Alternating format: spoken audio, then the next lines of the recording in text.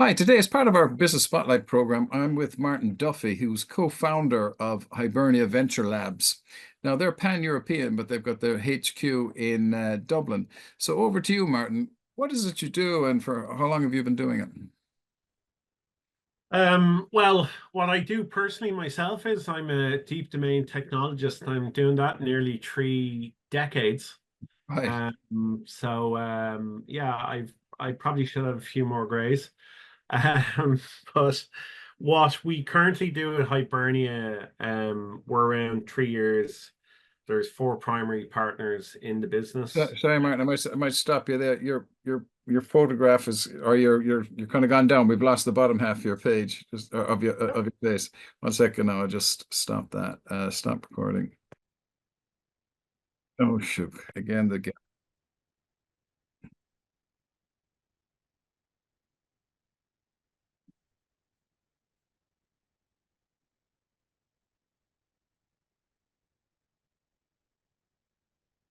Hi, today is part of our Business Spotlight programming with Martin Duffy. He's a co-founder of Hibernia Venture Labs. They're pan-European, but their headquarters are in Dublin. So over to you, Martin. What is it you do, and for how long have you been doing it?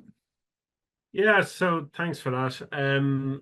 I myself have been in technology, where I'm a deep domain technologist for the last 30 years, just coming up on 3 decades. Yeah, not quite stressful enough, so not too many grays, but yeah, an area I'm deeply passionate about. In terms of Hibernia itself, that's been around 3 years. We have four founding partners involved in that, each with a specialty in their core domain. So I'm deep tech. I have a partner who's a commercial savage, as we like to call him, who's a senior chartered accountant. We have another technologist, and then our chairman, who's also our co-founder, comes from the funds industry, and is known as a market disruptor in that space. Yeah, we've been going 3 years. A lot of people often ask, what is a venture lab? And if you ask 100 people, you'll probably get 100 different answers. They Okay. all sound similar in parts. So you hear the term venture builder, venture lab, and all that kind of stuff. So a venture lab, very simply for us, is an organization that works with other organizations, or we'll develop our own orgs, or portfolio companies. So what's involved in that? We have a shared services layer where there's a debt and equity arm. So we have a fund we're launching. Actually, at the moment, we've just done the legals on it. That will be somewhere between 50 million to 100 million. Wow. It'll be focused at B2B SaaS, only Ireland and the UK. And thematic focuses will be around AI, hyper automation, climate tech or supply chain tech, and narrow focus B2B SaaS, which just means highly specialized B2B SaaS, but no retail. Um, and then we also do debt, venture debt. And that's one strand of the business. Then we have a boutique MSSP. And lots of people go, what's an MSP? Well, an MSP is a managed service provider. So where we can provide developers, cybersecurity professionals, any kind of technologist. We have a pan-European footprint in regards to that. On the debt and equity side, they're primarily based in London, New York, and Geneva. So mainly pan-European there as well. And then we have an advisory arm. That advisory arm is pan-European. They'd be spread across Ireland, Europe, West Coast America, the UK, obviously. And then we have a product division, which is UI, UX, and product management. Those four together form an ecosystem for venture, and venture applies to startups, scale ups, and enterprises. And we work with each of those types of customers. And to give you an example of how we work with them, they all use the same services, just in a different way. And again, how we work with people, sometimes we'll invest, sometimes we will earn sweat equity by providing services at cost. Other times we'll do a combination of both. Other times we'll just provide services. Other times we'll be asked to come in on board, or we have people pitch something to us, and if it's a good enough idea, we'll bring it in as a portco. So we'll either be a minority shareholder or a majority shareholder, it depends. For the most part, when we have partners who come to work with us and they only want to have some sweat, generally a minority, and we're very mindful of that because we're all operators previously, and we're all startup founders previously, so we're very cognizant of that, of the startup scale up. And enterprise, typically that's just a commercial engagement. So yeah, a venture lab, what's it do? It changes day to day. So it can be quite diverse. So we have a supply chain tech portfolio company that we're just launching, partnering with a very well-known brand in the last mile area. And we're deploying that in conjunction with them, and that's great. We've recruited a founding team for that. They're all incentivized as founders. And you do everything from building out the tech, so you learn lessons from what's already there. You deploy that, and because of that shared ecosystem, we're able to build that. Because of our network and how we're pan-European, we're able to recruit the best people to come in and run it, and you get it funded and you let them go with it. I suppose our core philosophy within the venture labs is that venture doesn't have to be, you'll often hear the phrase 2 and 20, right? Which means 9 out of 10 fail. That's really what that means. It's a nice way of saying 9 out of 10 fail.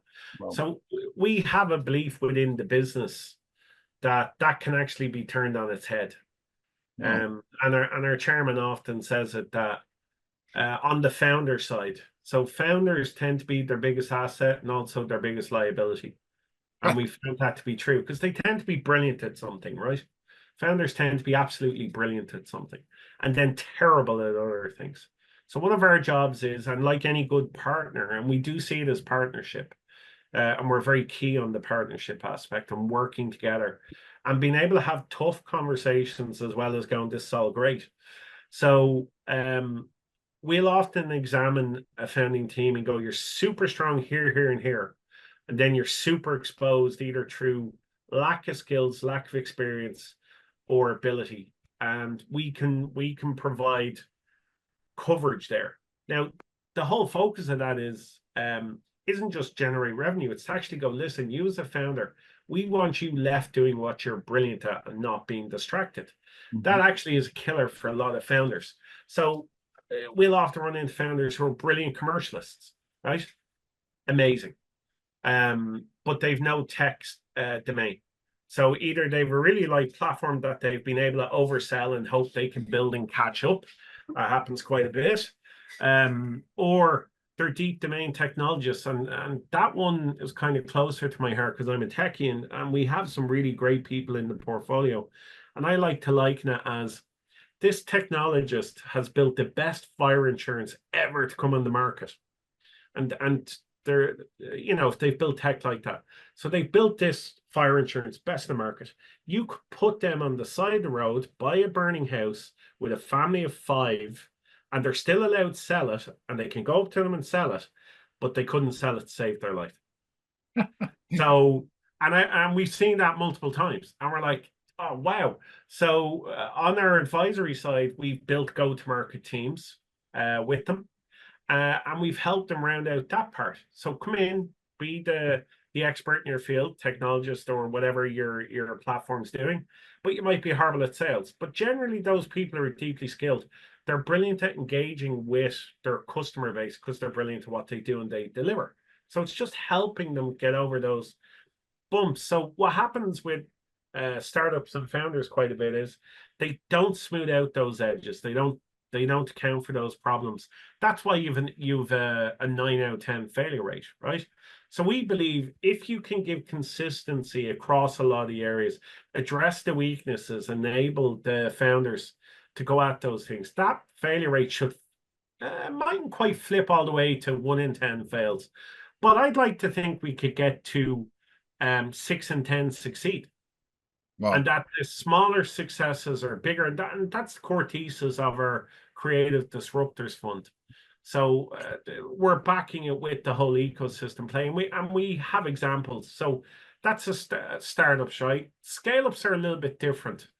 They've attained, and they're usually medium sized. So they're anything from, let's say, 25 people to 200 in the Irish context. Ireland medium to European medium is a little bit different.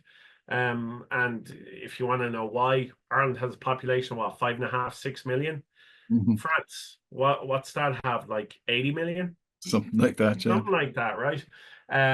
So that's why the size of medium, small, and enterprise kind of a little bit different. But yeah, so those businesses can, and they can hit a plateau very easily where they've built, they've scaled, they're good at what they do, but they can't just break through that growth barrier, because it's very hard once you get to a certain size to be able to do that. And there's only certain things you can flip on that will enable you to do that. So we've worked with several customers where we've taken them from, and I can think of one, and I'll give an example of each after this in the startup, scale up, and enterprise space. But we've helped them 3x inside of 9 months their annual revenue, and they're on track to 3x it again. I'll go over that in more detail and they've leveraged, nearly everyone has leveraged all the services in some way within the labs, and it's because all those parts work together. So we spent 3 years in stealth. We're only coming out of stealth properly. We have a Stratcom director who's now got us to be all more verbal and more engaged on LinkedIn. I suppose that's cost of, as you grow, you need to do it. I previously would have always held the maxim that if you weren't an influencer whose direct income was derived from LinkedIn and you were posting a lot, then you weren't terribly busy doing a whole lot. Which I've since been told, no, they could just be people who need to have awareness created about their brand. So yes, I've turned into one of those people where I post, and at much hesitation and teeth gnashing. But and then on the enterprise side, we've worked with enterprises who have 3 trillion under management. Wow.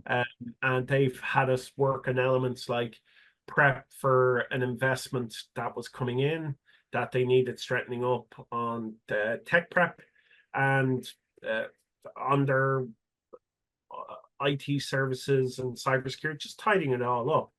And the funny thing is, a lot of people kind of go, I often hear or see, again, startups and scale-ups, oh, we don't need all that enterprise stuff. It's too expensive. It's too hard to do. It's not. You're being lazy. Right. You're being lazy. It's human nature to go, that thing, I have an excuse. We're devils for it. We're absolute devils. People are devils in their life for it. They go, I can have one more pint, or I'll have chips with that meal instead of a salad. We come up with all sorts of reasons about why we do things, and it's the discipline of doing it. Small teams can have enterprise grade architecture and security and product. They just need to focus on that, and it doesn't require a lot of cost, especially when you're smaller, because you can actually, the scope of that is what gets expensive, right? And if you do that, if you try to bring it in backward looking at the wrong time, it's extremely expensive.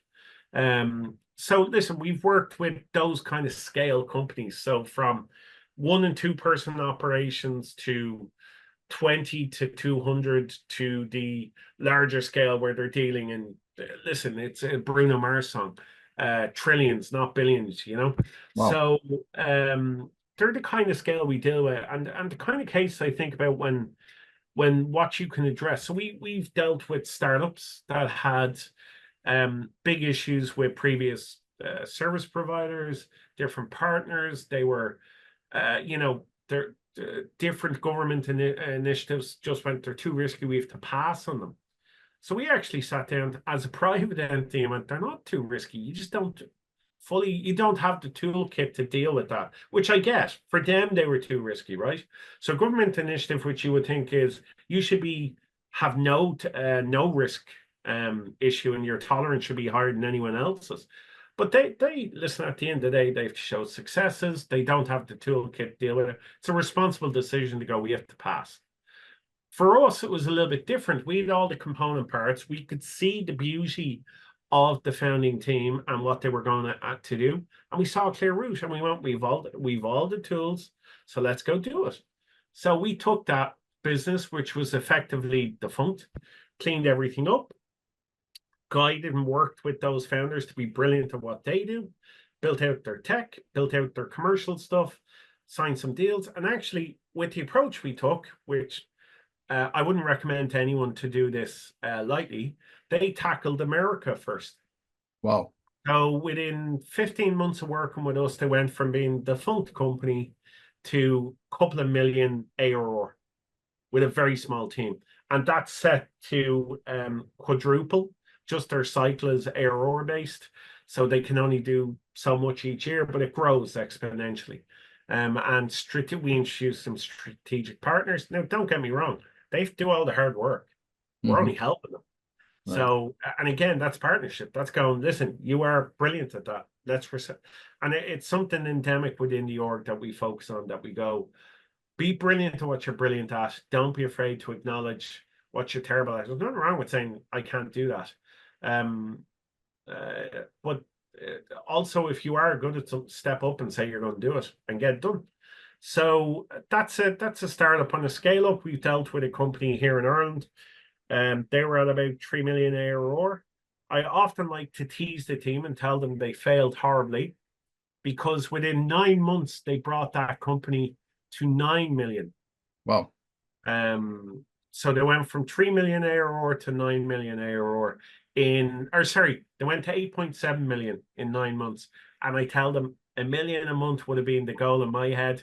And I very quickly get told to feck off and I'm being unreasonable. It's probably a little bit fair. Probably. So, and tongue in cheek. And that business is on track to do 3 times that figure next year. Fantastic. So that's a scale up, and they're increasing now. So their footprint is growing in the UK. And again, they would even say themselves, the partnership works, and the parts they need work. It's cost effective, and to be honest, to help them do that scale, we deployed 3 resources, 3 full-time resources, then a couple of part-time or fractional. We call it fractional. So a couple of fractional resources where they were needed. And yeah, they were able to hyperscale, very open to working with us. And then on the enterprise side, again, being involved in helping secure €1 billion valuation, and bringing that in, and that was all on tech muscle and working with them on it, going this, and we got both sides of the deal, both the buy and sell side were comfortable. So it's more about bringing comfort, getting reasonable, going, yeah, that's straightforward. So that's a very long-winded answer probably to what a venture lab does. Lots of things, but really what it's about is a venture lab is about outcomes. Okay. So if I just break down and go, a venture lab is about creating successful outcomes. The more successful should be bigger, and the failure should be much smaller and recoverable from.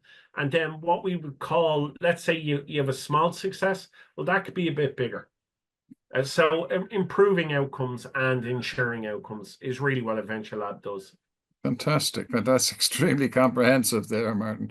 I mean, if I was just listening to all of that, you're kind of, would it be fair to say that you're like a one-stop shop for kind of a technical, be it a startup, scale up, or even enterprise level? You're kind of like the one-stop shop. You can provide advice, funding, expertise, whatever's required.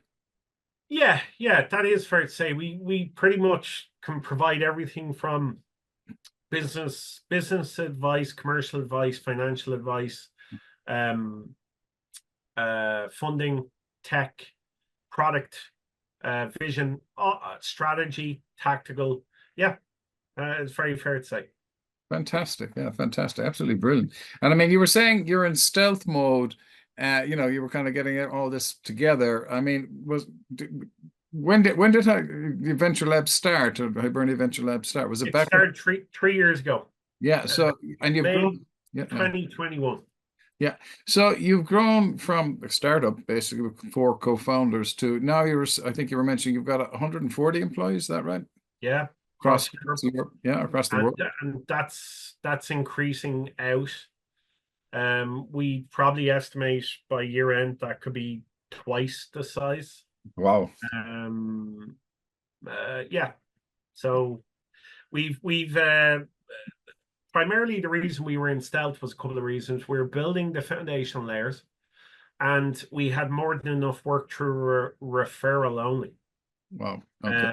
And we could have kept going that way, kind of being a referral only business Mhm. and grown slowly, but that's very lifestyle focused. And Mhm. all of us are a bit more ambitious than that. Fantastic. And so just looking at it, I mean, I think you've touched on it quite a bit, but what do you attribute your growth to? Yeah, that's I suppose timing is one. You can't claim control over timing. A little bit of luck is always important. So by being experts in each of our domains, that's really required. So and without sounding horribly arrogant, being extremely talented. So and listen, talented people, that's only one part of the recipe. Hard work's the other. Yeah. Consistency is key, and a little bit of luck thrown in there too. So, what would I attribute our growth to? Timing, the convergence of the team, the way we made it, some clever strategy thinking, planning, and then great execution, and a clear focus on what we want to achieve. That's kind of what I put it down to. So, and Fantastic. by working together as a team. Yeah, team is huge. Um, if you were to start from square one in business, what would you do differently? Um, Yeah, that's an interesting one. I I don't know. At the risk of losing what we currently have, I don't think I would do anything differently. But how would I approach things maybe slightly differently? So, uh, as I mentioned, I was a techie, always very focused on the hardcore tech, but very capable on the business side, and I just never really I didn't develop that till quite a fair bit down the road. So I may have looked to develop that out more. I certainly do believe in having, listen, if you want to be useful, there are some great generalists out there, right? And there is a role there. But by and large, I find the most impact, the most effectiveness that you can ever have is by gaining a deep domain specialty and ability, and then building out from that and smoothing out the edges and unevening it out. Absolutely. So what I would do differently, I suppose I would probably have developed some other skills, um, probably more business skills or softer skills. And I often try and pass on that learning to some of our techies, because I'll give you an example. Some of our techies go, oh, they'll come in, they'll dunder into a project, and that's a choice. So I go to them, listen, if you're smart enough to hack a firewall, or you're smart enough to build a Facebook equivalent because you're that technical, then you're more than smart enough to figure out how to interact with a bag of flesh in front of you that has an API layer.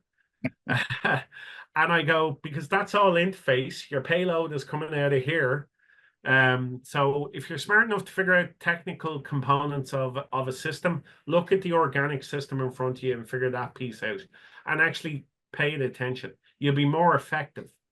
So I suppose maybe doing that earlier in the career, that took many, many bad outcomes to kind of arrive at. But they do often say, what is it? Is it Yates? A man's errors are his portals of self-discovery. Right. So yeah, we often like to say in the labs, my partner Gerard says it a lot. We've all had MBAs in failure. We've had lots of failures that we've learned from, and actually they're the things that teach you more than the success. The success, the nice part. The real learning is in those times where it's deeply unpleasant, it's hard, and yeah, the trick is don't repeat it, I suppose. Well, So yeah. Well, this is it. I think I like the phrase, you either win or you learn. And you know, failure was nobody made anything without having failures along the way, you know. yeah. So yeah, okay. And so just come back to the employer. What are your biggest learnings? What have they been as an employer since you began in business? I suppose the biggest learnings are it's it's hard to be an employer. Well, sorry, it's hard to be a good employer, I think. Okay. That's very hard. I think it's easy to be a bad one. Um, so I suppose you have to learn that no one's going to be as committed as you are to your core mission. And that's where a lot of people, when they're talking about leadership, they seem to more focus on if you want to lead people, right? But actually, we have an end destination we want to get to, right? Good. And I would suggest that leadership is about getting everyone else to see that common vision and to be as impassioned about heading towards it as you are. Absolutely. Yeah. And Yeah, go on. sorry, yeah, and to rather than to focus on, well, I'm a leader, you know, that's very ego driven. Focus on how am I most effective in going to get people to work with me and get the most out of them. So it's very hard to get the most out of people because sometimes they don't understand how to get it out of themselves. Mm, And part of that is so I suppose when you're an employer, you have to be able to look at yourself quite coldly and clinically, because if you can't find your weaknesses, you're not going to be effective at finding other people's. Then the other thing is about how you frame it. So I've got much better at framing stuff. I'd be very, as I said, that techie who'd be very blunt. I'm a difficult person and known for it, but I'm a very warm person. And if anyone ever says I need help, they'll always get it. But equally, people I work with, when they haven't done a job that I would do to a level myself, I'll call them on it, and they know it's I'll call myself on stuff. So I suppose as an employer, yeah, softening out parts, evolving, always being able to evolve, and then understanding people aren't going to be as focused or as hard as you. So learning how to build supports around them so that they can be better. Creating an environment where they can grow, which they can feed back into as well. So again, being open for listening. It's very hard to sometimes very hard to listen to employee feedback because you look at it through a frame as being an employee yourself previously, but then as the employer, you have a bias as well. So to actually unpack what they've given you and go, right, what's this telling me? Not to react, hyper react to. So I again become a fan of the Stoics. Is probably one big piece of advice that. And listen, I'm in my mid-40s now, and I'm only coming around to that one properly because I would have read them in my teen years and in my 20s. But there's a funny saying. So I read them, but I didn't learn from them. So I understood it. So I got the knowledge, but I did not get the corresponding wisdom. That's yeah. kind of been beaten into me over 30 years, I suppose. So that the biggest learning as an employer, if I was to break it down, would be it's hard to find the right people. Mm-hmm. It's hard to keep them Mm-hmm. and motivate them. Mm-hmm. And they'd be the biggest things. I usually find that's about it. Yeah, fantastic. Yeah, I know. You know, while you were talking there, you're touching on, you know, as a action coach, we talk about 6 keys to a winning team. But the top of that is, you know, a common vision, a common goal type of thing, having a vision for the business, and then, you're inspiring people are they inspired by that? To put in the same sort of effort that you're doing, or at least approaching it. So I think you've touched on this a bit, but maybe, what qualities do you look for in employees, and how do you foster a positive and productive work environment? I think you've touched a bit on it, but just, maybe to close out that one.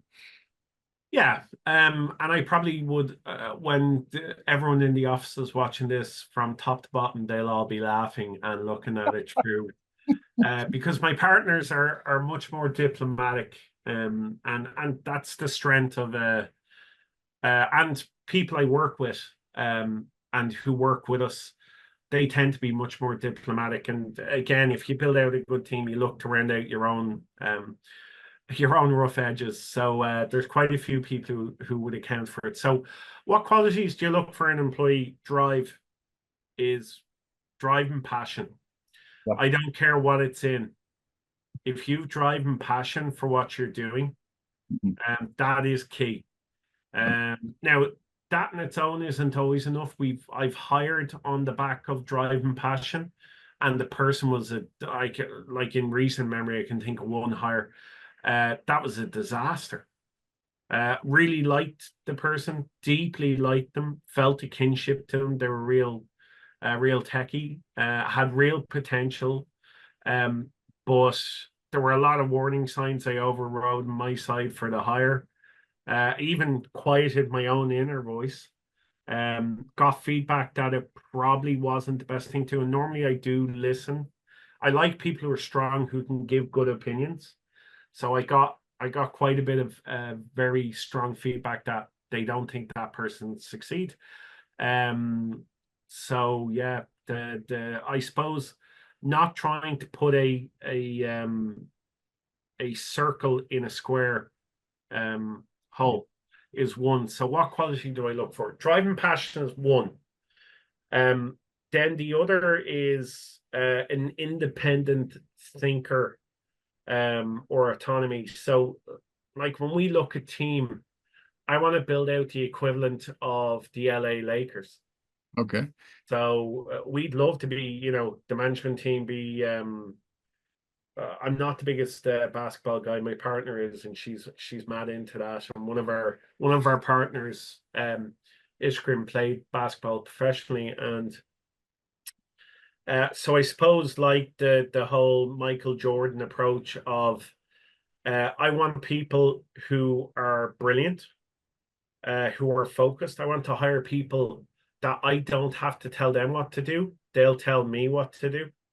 Oh, okay. Quite often. Now they have to be able to back it up. We run a very they have to be resilient, strong, because we run a very flat structure. So we have a saying in the business: you could be the most junior intern in the business a week. You can come into a meeting with me as a founder, and you can tell me I'm wrong, and to shut up, and I'll do it if you have the data to back up what you're saying. If you're correct. So just make sure you're right. It's all about getting to the outcomes. So if you're the best person to do it and you have an insight or you've done a thing, always be ready to speak up. So I think that breeds a lot of positivity, a lot of competitiveness. Obviously, a bit of humor is important. If you're not having fun, why bother? Should be another thing. Yeah. Now, obviously, if you're in a very professional environment, like you're on site in a bank, you're not going to get away with acting the clown. But certainly among your employees, everyone should be able to have a bit of fun and feel they can do that. I think building relationships that aren't just work focused, having genuine interest in each other as humans, looking to develop people. So one of the things we do is we pretty much don't cap educational development or course development or anything like that. And a lot of people go, but you're just paying to for them to go off and do something else. And you know what? On that, I go, yeah, you could look at it that way. That's one way to look at it. I don't. I look at it as, well, whatever they do. So it's, of course, an MBA, or it could be they become an expert in some domain. I'm gonna tell one of our salespeople, you better find a gig that leverages that and makes some margin out of that, justifies it. Let's give that person practical application and go, you went and did something, and now we're backing you. So there's a couple of things there in the business. Always look for an upside, positive outcome commercially, but also on the people development side to go, this is how much we believe in you. You went and did that. We're going to back you. Let's go. So again, that comes back to the drive and passion. I think that fosters a lot of productivity. I think for positive and a productive work environment, you have to be able to have the hard conversations. Yeah. So you have to be able to be honest. You have to be able to take it, which is hard. Give it's a lot easier than listening to it. Yeah. So I would say, yeah, all those things together, but trying to remain respectful. And listen, I'll give you an example. One of our guys, I challenged him and stuff, and in a very tough, hard way, where a lot of people go, geez, that sounds really harsh. And people externally, if they overheard it, might go, oh wow, what's a nice way of saying a really difficult I know a bad way of saying a really difficult person. And we could think a lot. I'm sure I've been called it. But actually, I've challenged really hard that way. And then they fired back on, no, you're being unreasonable. That's not fair. And having the respect to go, okay, tell me how I have been.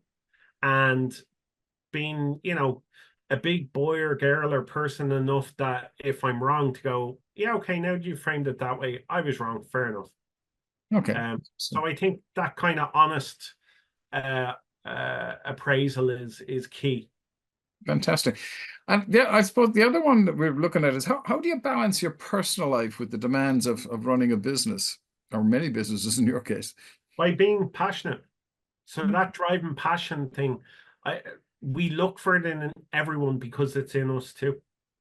So you do listen, tribes form together because of a common shared belief, and that is one. But so I've been very, very, very, very fortunate. I've always loved the work I do. I haven't always loved the jobs I've had, but I've always loved the work I do, right? And always very passionate about it. And I actually think that means the work I do hasn't really been work because of that. So I make it a part of my life. I live and breathe this. We all do. Now, I don't expect everyone to do that, but it's just the way I work.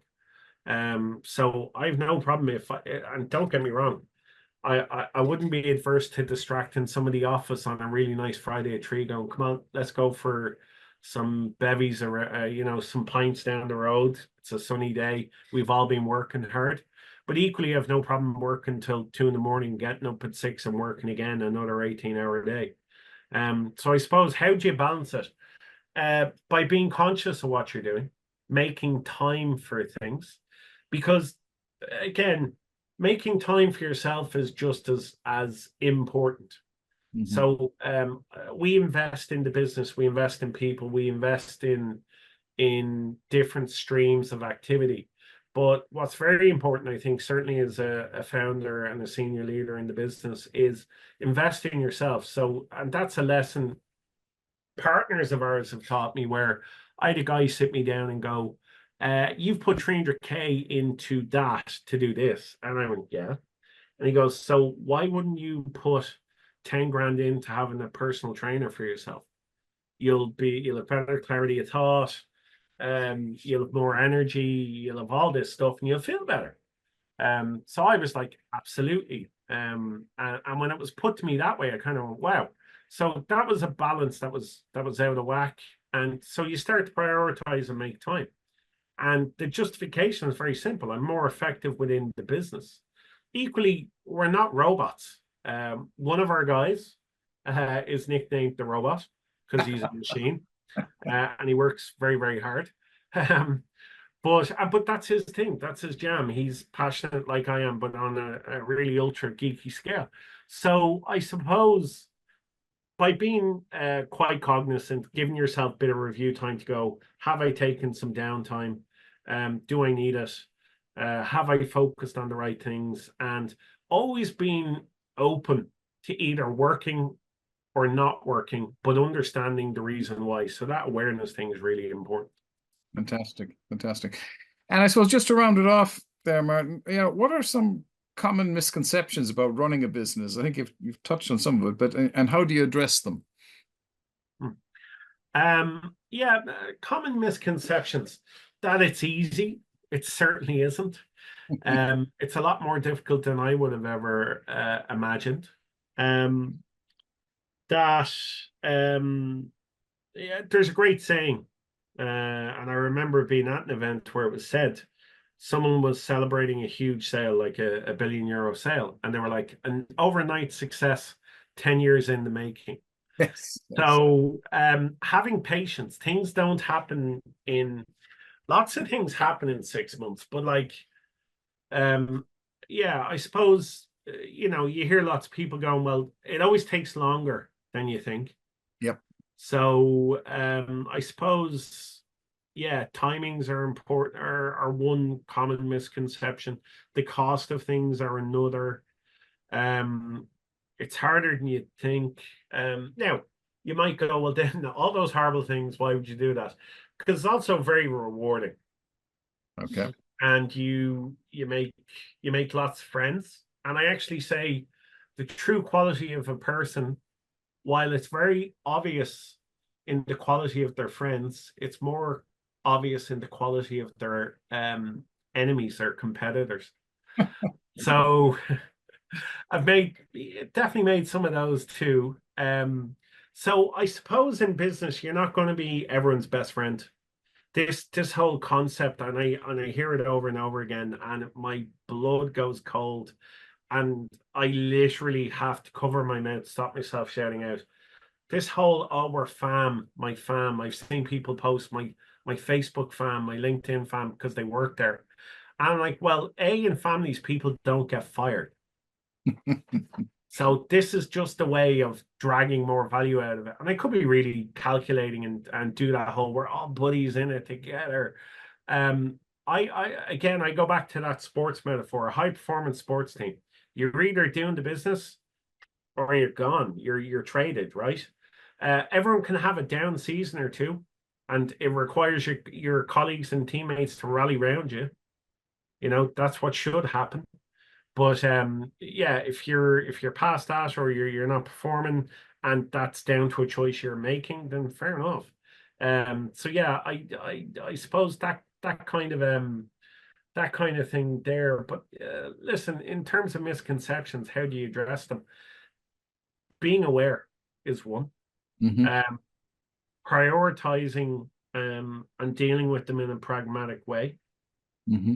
Um, taking time. So you could be very focused on everything that's happening and get lost in that. Actually abstracting yourself out away from the mill of things so that you can actually, get some independent thought that's not caught in a kinetic storm of activity. Because that forces you into a way of thinking. Whereas if you pull yourself out, like for example, you'll often find me down in Molly on St. Stephen's Green or off Earlsford Terrace, and the Museum of Modern Literature is just there, and I'll often go sit there, and I'm thinking about business stuff, but in a totally different way to me sitting at my desk. Okay. And I come back with much better insight. So changing gears and making a habit of doing it, even when you don't think you need to. There are some days where I'm like, you know what, I haven't done it in a few days. I'm just going to go do it. And if the worst thing I do is I see a great exhibit on Pat Inglesby, then I see a great exhibit on Pat Inglesby. But quite often I come back with a million things in my head where I'm going, I'm talking to, I go, Jer, Collie, Ruben, Dorina. And I go, and it's a storm of thought. So yeah, I would say the misconception is that you have to all run it yourself. You don't. If you want a lifestyle business, yeah, you do. If you don't want a lifestyle business, you want to build something with scale, um, get get the right people, get people who will work with you, ideally get people who'll tell you what to do. Because Fan- again, scale is to scale. I want people to, like, I want to be the janitor who gets ordered around. And it's a previous boss who taught me that. Very, very cool guy called Derek Sham, who sat me down. He said, Martin, I am doing my job properly if I can go off and play golf 4 days a week. And I'm only in the office for an hour or two. And I know I'm not doing my job when I'm consistently in the office 60 hours a week, 80 hours a week. I've done something wrong. And that message has stayed with me for a long time. So I suppose it doesn't have to be all 80-hour weeks. It doesn't have to be always hard. It doesn't have to be always good either. It's going to be a mixture. So learn how to adapt to it. Have pressure cooker for yourself, for your teams, for your colleagues, for your partners. But again, that all comes back to the awareness and then implementing based on that awareness. Fantastic. Yeah, I know our definition of a company or a business is a commercial profitable enterprise that works without you. And it's that second bit that people often have to work on. Listen, Martin, really delighted that you took the time for very comprehensive answers to our questions, and I know our viewers will get a huge amount out of that. So thanks again, Martin. That's no bother, Kevin. And to all your viewers, I would say if you are a startup, a scale up, or an enterprise, come and talk to us at Hibernia Labs. If you have an idea, again, come and talk to us.